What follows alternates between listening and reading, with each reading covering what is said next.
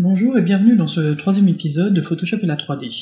Pour rappel, les deux premiers épisodes étaient plutôt sur la découverte, l'un de l'interface, de la manipulation de l'univers 3D, et le deuxième sur ce que l'on peut créer et importer en fait dans Photoshop CC. À l'époque, c'était sur Photoshop CC, avant les mises à jour de janvier qui ont apporté l'impression 3D, et avant la mise à jour de l'édition 2014 de Photoshop CC. Donc il y a des petits changements que je vais vous pointer au fur et à mesure par rapport à cet univers et à ce que l'on peut faire en 3D. Je vous le pointerai au fur et à mesure. Ici, le but de cet épisode est de prendre le prétexte d'utiliser des formes primitives pour créer un packaging de base, une simulation rapide. Pour le rappel, un disclaimer, comme on dit généralement en anglais, bien entendu, si vous avez un logiciel 3D, ce que je vais vous montrer sera plus rapide à faire dans un logiciel 3D, et vous pourrez faire surtout des modèles plus complexes qu'une simple boîte comme ici. Ici, le but c'est de trouver un prétexte pour vous parler de textures, d'éléments, et surtout, beaucoup de gens n'ont pas de logiciel 3D ou n'ont pas les compétences, et ici ce sera un moyen rapide pour vous. Si vous connaissez Photoshop, ici Illustrator, mais Illustrator n'est pas obligatoire dans cet élément, vous pourriez faire les phases dans Photoshop, et bien comment pouvoir malgré tout faire une simulation de packaging pour faire des mises en situation pour votre client, pour mieux vendre les projets. Donc on est plutôt dans cet état d'esprit ici, dans ce tutoriel. Donc ici, qu'est-ce que j'ai ? Eh bien j'ai ce packaging avec différentes faces, et j'aimerais bien placer ces différentes faces ici sur un cube. Donc ici j'ai pris un calque avec une texture de damier, juste pour vous montrer différentes choses. Donc pour rappel, les primitives vont se trouver lorsque vous avez un calque sélectionné et que vous avez le panneau 3D ouvert, dans les filets à partir de paramètres prédéfinis. Et on va trouver, pour pouvoir faire un genre de boîte, deux fonctions particulièrement intéressantes. Emballage cubique et cube. Alors on va voir en fait que emballage cubique est une mauvaise traduction, parce qu'on pourrait se dire tiens je veux faire un emballage, donc je vais prendre l'emballage cubique. En fait c'est simplement que ça emballe avec cette texture un cube. Donc c'est pas tout à fait ce à quoi on pourrait penser. La preuve ici je suis sur une vue de face, ici une vue du dessus, on a exactement la même texture qui est appliquée. Au passage, et juste pour le rappel, lorsque vous êtes dans Photoshop et que vous venez de convertir un calque en objet 3D à partir de primitives, cette texture a le format du document d'origine, à savoir ici 2000 pixels par 1500.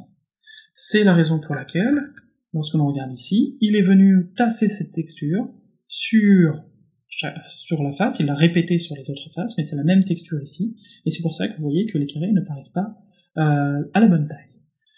Vous pourriez, juste pour le rappel et pour vous montrer, vous pourriez très bien faire ceci, Alt C par exemple. Je vais venir mettre 1500. N'oubliez pas que taille de la zone de travail peut être utilisée en négatif aussi, pour venir faire ce qu'on appelle un crop. On vous prévient, attention, on va couper un bout de l'image. Et si j'enregistre maintenant, vous voyez qu'il a bien gardé le bon ratio. Je vais me retrouver maintenant à nouveau avec mes carrés. Donc ça c'était la petite astuce pour vous montrer comment s'en sortir si vraiment vous vouliez les carrés. Par contre ici, je pense que vous l'avez deviné par rapport à ce que je viens de vous montrer, on est bel et bien avec la même matière qui va se répercuter sur les différentes faces. Donc ça peut être intéressant pour faire ce genre d'effet, ou pour faire des cubes que vous allez répéter dans votre univers, par exemple, mais qui ont une couleur unie, pas forcément de texture différenciée, chaque face ne va pas avoir une texture différenciée, donc ça peut être intéressant, mais dans notre cas, ici, qui nous intéresse, c'est-à-dire de créer un emballage, on a besoin de pouvoir placer ce que l'on veut sur différentes faces. Donc je vais annuler tout ceci, c'était juste pour le rappel, et on va revenir à cet élément de base qui était un calque appelé primitive. Si maintenant je sélectionne, en fait, ce dont on va avoir besoin, c'est cube, et on va voir en fait qu'il y a aussi des contraintes avec chaque primitive. Il y a toujours, comme d'ailleurs dans tout, il y a toujours des choses pour lesquelles une primitive est adaptée, et elle a aussi des contraintes dans certains cadres d'usage que l'on voudrait, de certaines choses que l'on voudrait faire avec. Donc là, le but c'est aussi de vous expliquer tout ça. Je vous rappelle aussi qu'au lieu de passer par le panneau 3D, vous pouvez aussi passer par le menu 3D, nouveau filet à partir du calque, et là on peut choisir par exemple filet prédéfini, et on va demander cube. Voilà. À partir de maintenant, vous voyez que la face avant, et par exemple ici cette vue hein, du dessus, vue du haut, eh bien, n'ont pas du tout la même texture, et c'est exactement ce qui nous intéressait. Maintenant, ce que je vais faire, c'est que je vais aller essayer de travailler sur eh bien, la taille et le placement en fait, des différents éléments ici. Donc si je reviens sur cet élément, j'aimerais placer ici eh bien, une face de mon élément illustrateur. Alors au passage, juste ce type de cube va avoir différentes propriétés, telles que par exemple ici, différents sous-objets pour le constituer. Les sous-objets, c'est sous-entendu que je vais avoir chaque plan est un objet 3D qui est groupé dans un groupe qui s'appelle cube. Donc ça veut dire quoi? Ça veut dire que ça va être intéressant si jamais vous voulez faire des objets, des cubes un peu évidés ou ce genre de choses. Par contre, ça veut dire aussi que vous risquez parfois, si vous cliquez dessus, vous pensez sélectionner le cube, mais en fait vous ne sélectionnez qu'une des faces. Donc ça c'est une des contraintes que je voulais vous montrer pour parler un petit peu de ces éléments. Donc ici, moi ce qui va m'intéresser, c'est de faire un positionnement de mes différents éléments assez rapidement. Donc le fait que ça soit séparé est intéressant parce qu'en même temps ils ont des textures séparées. Donc ici ce que je vais faire, c'est que je vais faire un placement des différents exports que j'ai au préalable fait ici, juste pour petit rappel, dans cet élément-là, j'ai des plans de travail, un plan de travail qui correspond au global, et puis ensuite j'ai 6 plans de travail qui correspondent aux différentes faces, aux différents plans ici de ma boîte. Donc tout ceci a été pré-exporté au préalable en utilisant les plans de travail dans un dossier Artboard, et bien sûr j'ai éliminé le premier plan qui prend l'ensemble, parce que ce qui m'intéressait c'était les 6 faces.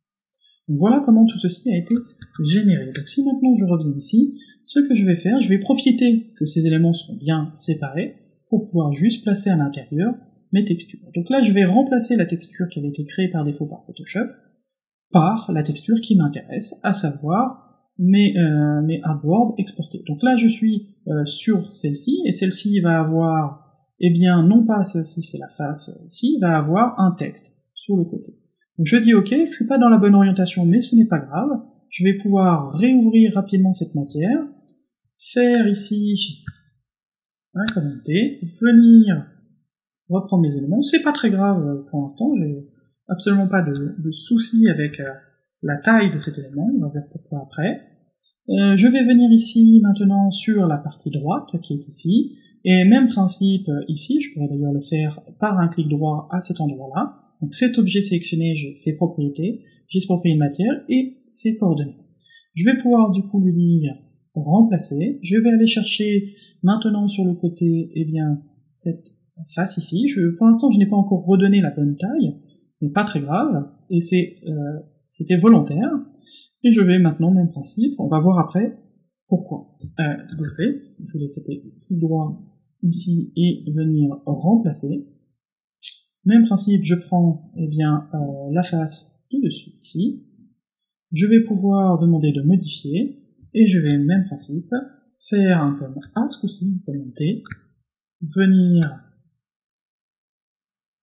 réétroitiser, j'enregistre, je ferme, et je vais pouvoir faire ceci avec les autres faces. Sur la partie basse, on va regarder tout de suite, je vais venir ici, sur la partie basse, excusez-moi, venir demander ici de remplacer, on va prendre l'autre volontairement, et puis je vais venir demander de modifier la texture, comme à pointer, je reviens, elle va avoir la tête à l'envers, voilà pourquoi elle n'est pas pris exactement la même texture, et puis on va venir maintenant ici, donc ici sur cette face, je vais aller demander, eh bien, toujours même principe de remplacer, on va prendre cette fois-ci la 7, et puis ici, on va venir sur celle-ci, clic droit, on va venir demander encore une fois de remplacer,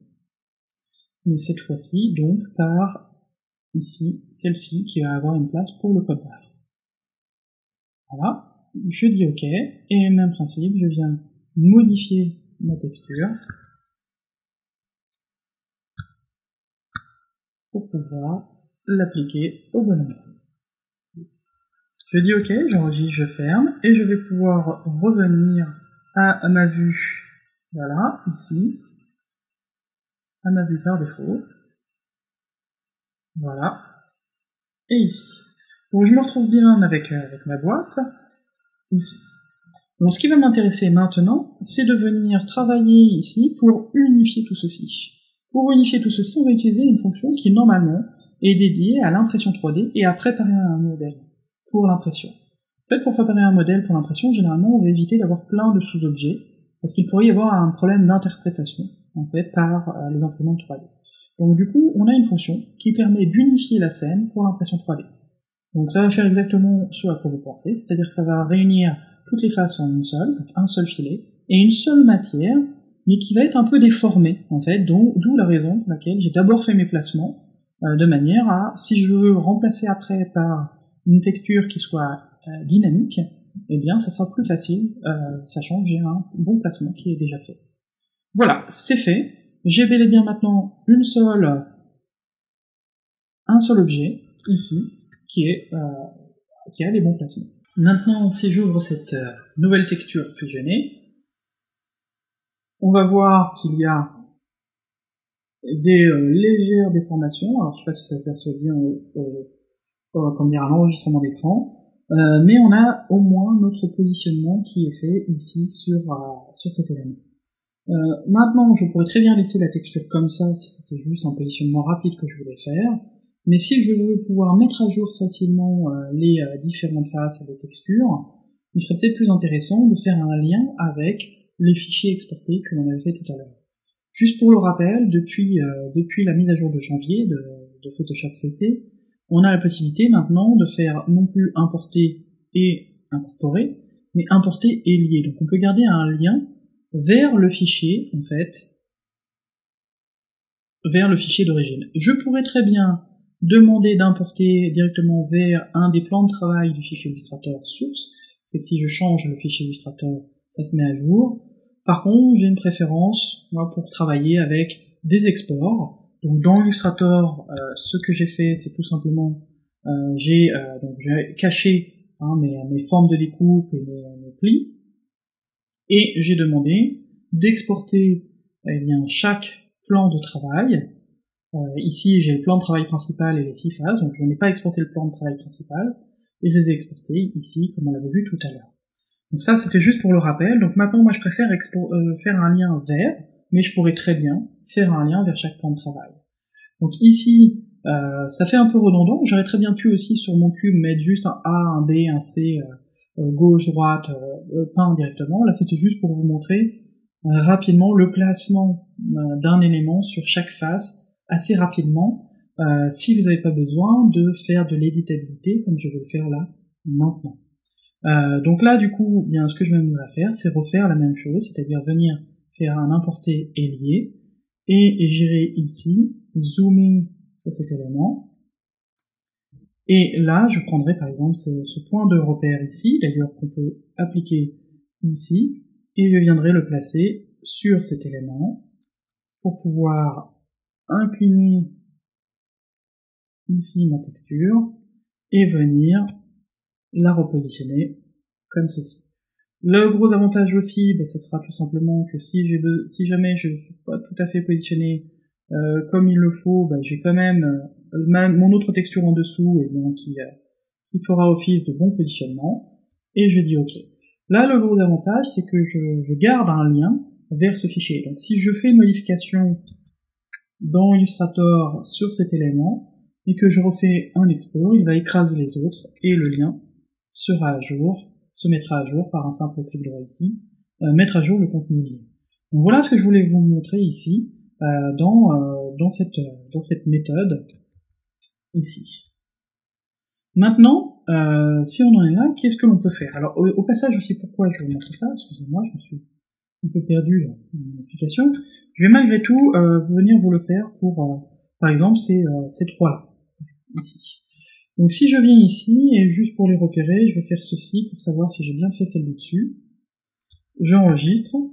J'ai fait celle du dessous, donc il va falloir que je refasse celle du dessus. Voilà.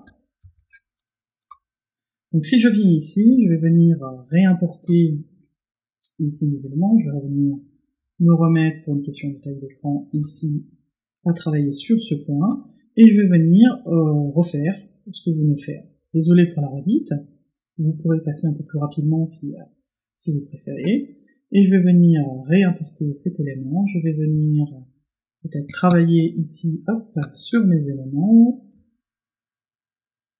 voilà, positionner tout ceci en zoomant un petit peu sur mes éléments, en venant retravailler ici, et en venant repositionner comme il faut mon élément. Vous allez comprendre dans quelques instants pourquoi je fais ça, tout simplement parce que j'aimerais faire un vernis sélectif. Et on va voir comment je vais pouvoir gérer ça assez facilement. Donc je viens malgré tout prendre ce temps.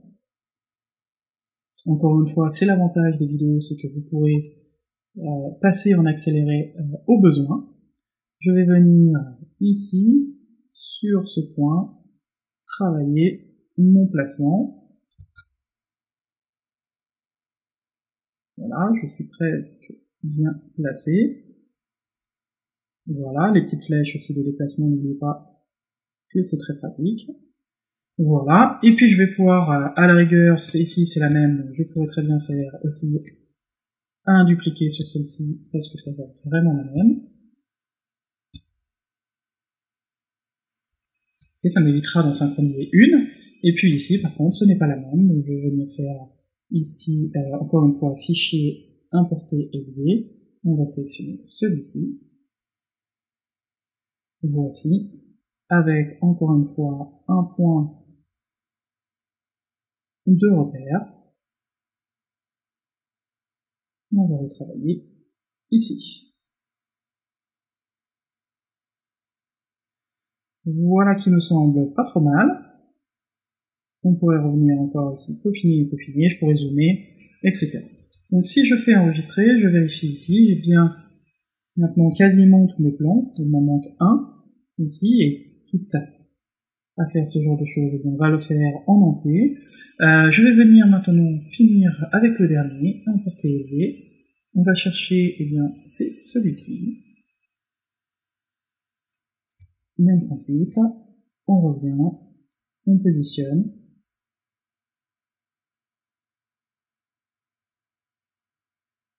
Et voici.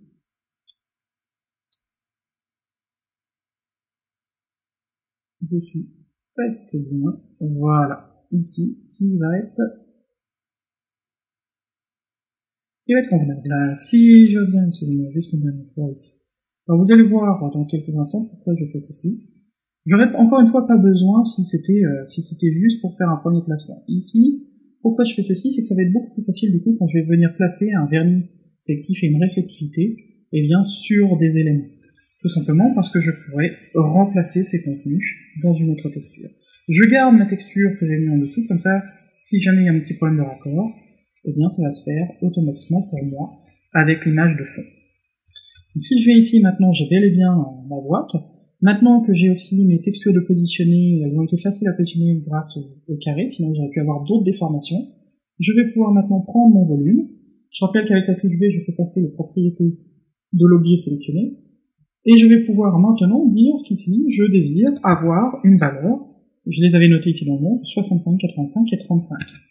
Donc si je reviens ici sur mon élément, je vais pouvoir demander ici de changer l'unité pour avoir, d'ailleurs ici je suis sur une unité en pixels, pour avoir une unité, je vais prendre volontairement du centimètre, je vais vous montrer pourquoi, tout simplement parce que ici, je suis plus proche des valeurs que je veux.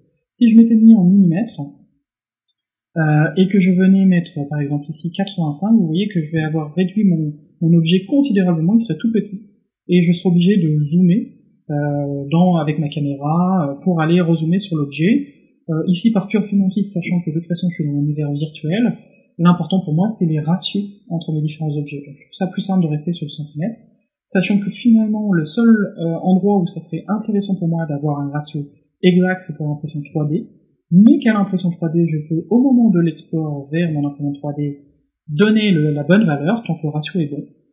Donc du coup, j'ai pas forcément besoin de m'embêter. Comment je sais quel point va être le x, y, le z pour pouvoir toucher les bonnes valeurs. Alors au bout d'un moment, on le sait forcément, surtout quand on a un moyen mnémotechnique. Le moyen mnémotechnique, il s'appelle x, y, z, on le dit souvent dans cet ordre-là, x, y, z, et on dit aussi rouge, vert, bleu, RVB. Eh bien, si vous prenez ça dans cet ordre, x c'est rouge, y vert, z bleu. Et vous avez ces assistants ici. Donc là, ce qui finalement va être pour moi la valeur de 35, la valeur la plus plate, eh bien c'est y. D'ailleurs, si je voulais en être sûr, je fais ceci, on voit la valeur qui se change, et là je vais pouvoir mettre maintenant 35, si j'oublie pas le 3. Voilà, maintenant je sais que au-dessus, donc j'ai ici le rouge, je vais mettre 85 pour les rouges, et 65 pour effectivement les bleus. Donc voilà un petit peu ce qu'on a. Maintenant mon objet flotte dans le vide, on voit à cause de son ombre, je peux demander placer au sol grâce à ce bouton, et ça y est, maintenant mon ombre a été fixé. Je vous rappelle aussi qu'on peut jouer avec notre lumière en simplement venant sélectionner ici cet élément. Donc voilà, ça c'est une première chose. Maintenant, si je reviens majuscule V, je fais défiler avec les sous-outils, et je vais pouvoir, hop là, Z. Ça, donc, c'est une raison pour laquelle je préfère, sauf quand j'oublie pendant un enregistrement, venir utiliser ceci, parce que mon objet étant sélectionné, si j'utilise cet objet, ce déplacement, pour le rappel, est contextuel à ce qui est sélectionné.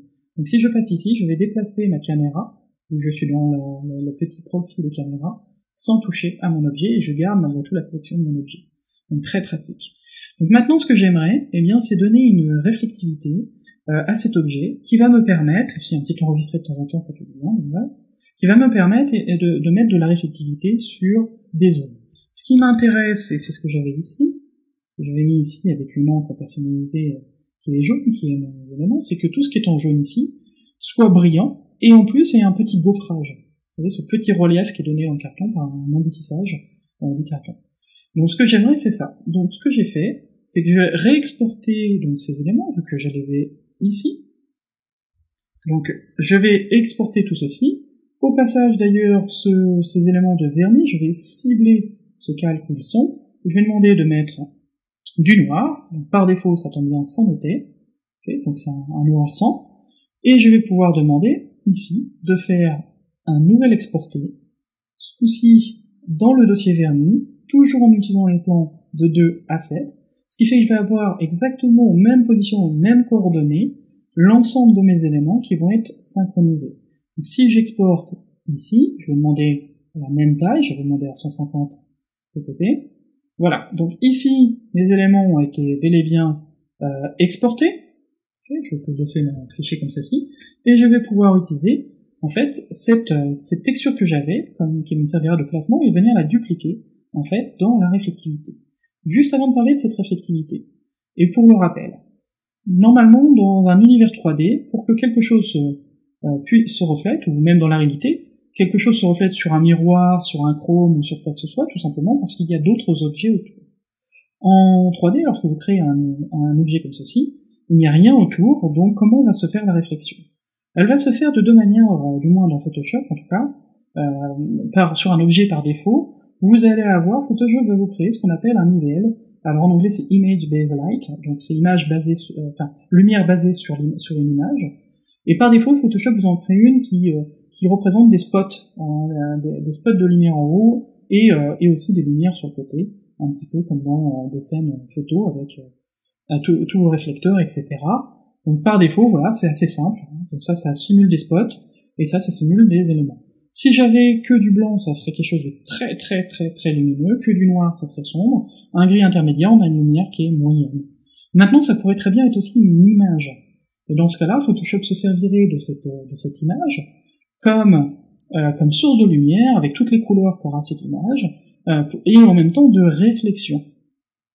D'accord ? Donc c'est effectivement ce qui va se refléter sur mon élément. D'ailleurs, si je pousse ici la réflectivité, vous voyez du coup effectivement qu'il blanchit, tout simplement parce que ces fameux faux spots de lumière que l'on avait, viennent se réfléchir dessus. Si j'avais une image, je verrais, en fait, cette image, vous voyez ici, voilà, on voit des spots qui se réfléchissent, hein, donc c'est ceux qu'on avait sur les côtés. Donc voilà pourquoi ça réagit quand même, mais je ne vois pas une vraie réflexion. Moi j'aimerais avoir une vraie réflexion d'un objet. Donc de deux choses l'une, soit je reviens ici et je change cette image, soit je veux garder cet aspect spot, mais j'aimerais simuler une réflexion, mais que pour mon objet. Dans ce cas-là, je vais venir ici, alors on va rebaisser un peu cette effectivité qui était trop forte, c'était juste pour vous montrer, et je vais venir au niveau de cette matière, la matière de cet objet, demander d'associer un environnement. Donc on va pouvoir avoir un environnement spécifique à une matière ou un environnement global ici. Donc je vais demander ici de charger une texture. Je vais aller chercher dans mes objets 3D, je pense que ici au niveau de certains de mes objets, je vais trouver voilà une texture d'environnement, si c'est un paysage d'extérieur. Mais je pourrais mettre n'importe quelle photo qui m'intéresse. Et à partir de maintenant, je vois bel et bien les éléments se refléter sur l'ensemble, en fait, de mon objet. Par défaut, ici, eh bien, c'est bien l'ensemble de mon objet qui est affecté parce qu'il n'y a pas de limitation. Comment limiter ici la réflectivité juste aux éléments qui m'intéressent? Eh bien, ça va se passer exactement comme on l'a fait par diffuse, par une image. Hormis pour la diffuse, où il peut y avoir de la couleur, parce que c'est simplement, effectivement, justement la couleur, en fait, de ma matière. Pour les autres, en fait, tout va se passer comme des masques. Juste pour le rappel, on a des masques, on peint un noir sur ce masque, et ça va rendre transparent une zone. Si je repeins en blanc sur ce masque, ça va refaire réapparaître une zone. Donc, eh bien, ça va être exactement le même principe que l'on va avoir ici. Donc, je vais pouvoir mettre dans le canal de réflectivité une image qui va servir via du blanc et du noir à indiquer où la réflectivité va se placer et où la réflectivité ne va pas agir. Concrètement, là où il y aura du noir, il n'y aura pas de réflectivité. Là où il y aura du blanc, il y aura une réflectivité à 100%. Et si j'ai un gris intermédiaire, à un gris 50%, eh bien la réflectivité sera moyenne. Voilà un petit peu le principe. Par contre, j'ai déjà un placement qui a été fait par rapport à cet objet ici dans la diffuse. Et voilà pourquoi je me suis embêté tout à l'heure ici à revenir replacer des éléments, tout simplement parce que je vais pouvoir faire enregistrer sous avec cette texture. Je vais l'appeler reflectivity. Voilà. Tout ce que j'avais à faire. Et puis je vais pouvoir maintenant venir dans le curseur réflectivité et de venir charger une texture. Je vais charger réflectivity, qui va pour l'instant nous donner quelque chose un peu anarchique, parce que j'ai de la couleur, et que cette couleur est traduite en niveau de gris, et donc du coup je vais quand même avoir des brillances un peu fortes un peu partout, comme on peut le voir ici, et un peu anarchique, c'est pas ce que je veux, moi je veux vraiment localiser la brillance sur l'or et sur ces éléments. Donc là maintenant je vais tout simplement pouvoir revenir ici, chercher, ouvrir ma texture, et je vais pouvoir, ici on va faire ceci pour être sûr de ne pas se tromper, faire un clic droit et demander remplacer le contenu de cet élément par quoi? Eh bien par mon export vernis que je viens de faire. Je fais attention d'avoir le bon, oui là je n'ai que cet élément ici qui va être pris. Je vais faire la même chose avec celui-ci.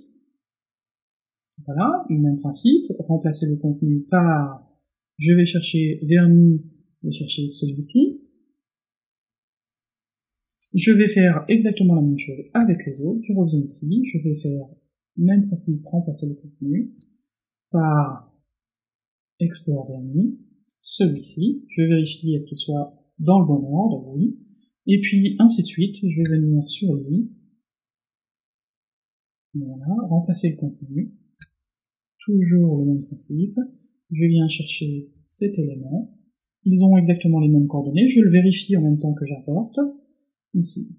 Et maintenant, je me retrouve bel et bien avec les bons placements ici qui ont été mis. Sur mon arrière-plan, je vais juste remplir avec du blanc. Et ici, pour pouvoir être sûr, par exemple ici j'ai des petits artefacts jaunes qui me plaisent pas, donc je vais venir mettre déjà ici un filtre noir et blanc, et par-dessus un ajustement, et par-dessus un ajustement, pas isolé, excusez-moi, je suis allé le sélectionner un petit peu trop vite, je vais dire un inversé. Voilà. Donc, comme on l'a dit, le blanc va être la réflexion, le noir, il ne va pas y avoir de réflexion, ici. Donc voilà un petit peu le principe. Si j'enregistre ici maintenant et je reviens, on voit qu'on a bel et bien ici de la réflectivité qui est localisée. On voit qu'ici on avait une impression blanche parce qu'on était vraiment à 100% de réflectivité, donc ce qui est beaucoup, et que le ciel était blanc, relativement blanc. Donc là, si je veux diminuer en fait cette réflectivité, parce qu'elle est vraiment trop forte, je vais pas jouer avec les curseurs de réflectivité, parce qu'ici on peut voir que ça n'a peu d'impact, hormis des choses comme le bosselage. Sinon, la plupart des curseurs que vous avez ici, du moment où vous avez une image associée, les curseurs ne sont plus valides, ce qui est valide, c'est l'image à l'intérieur. Le bosselage, non, on va le voir dans quelques instants.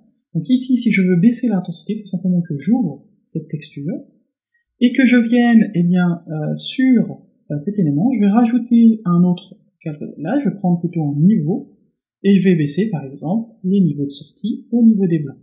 Je me mets à peu près à la moitié, j'enregistre, je ferme, et maintenant j'ai quelque chose qui est un petit peu plus acceptable, un peu moins brillant.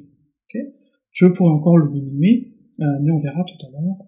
Pour faire les derniers réglages, vous voyez qu'ici, ça n'a aucun effet. Donc si maintenant je désirais faire un petit bossage, c'est-à-dire vraiment avoir cette impression de relief aussi, d'embossage, je peux maintenant ouvrir cette réflectivité, je vais faire modifier la texture, par rapport à celle qui est sur mon bureau, celle-ci a été modifiée, je vais pouvoir faire un enregistrer sous, je vais l'appeler ici bump, c'est le nom du bosselage en anglais, ici.